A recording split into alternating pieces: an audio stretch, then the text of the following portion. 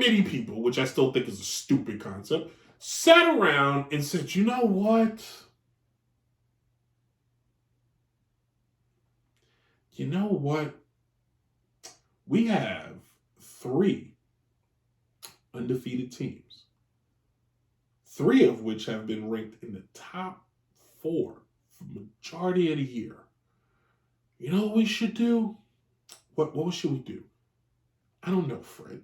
I need an excuse to mess this up, Fred. You do? Yeah. Give me my pills, Fred. Yeah. What is those pills? Those are my thinking pills.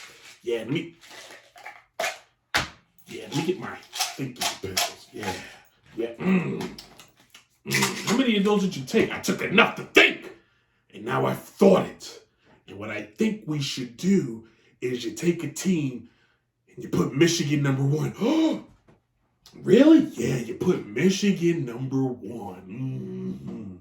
And then what we're going to do, we're going to take Washington because they're undefeated and they won their conference. And they only beat the same team twice to do it. Make them number 2. Okay. But wait. Washington won a conference that's falling apart. What? What do you mean? Well, the Pac-12 won't be the Pac-12 anymore because literally their entire conference dissolved. Like they all left. What's your point? Did they really win a conference? Maybe, but who cares? Keep going. The brain pills is working. So before your brain pills keep working, are you going to put Ohio State and Georgia? Or are you going to put Georgia in because they haven't lost a game in 3 years? No. We're going to take Georgia out. Wait a minute. What? Georgia has not lost a game in 3 years. You're going to take the team who's won your last 2 championships out. Make that one make sense to me.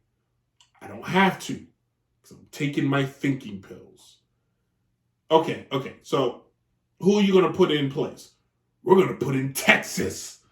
What? Why are you putting in Texas? Because they only have 1 loss. What position are you putting them in? 3rd. I don't like where this is going.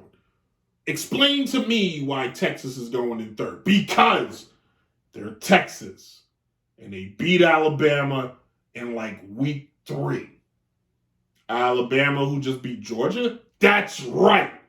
So you putting Georgia or you putting Alabama in? Because Alabama beat a team who hasn't lost in 3 years and has won the last 2 championships. But you're putting in Texas, who hasn't won anything in forever and is actually leaving their conference, another conference that no longer exists and is lesser than, and they're going to the conference that Alabama's in. So what are we doing? I don't like where this is going. Are you? Where's Florida State? We're going to leave them out. Why? They lost their quarterback. What?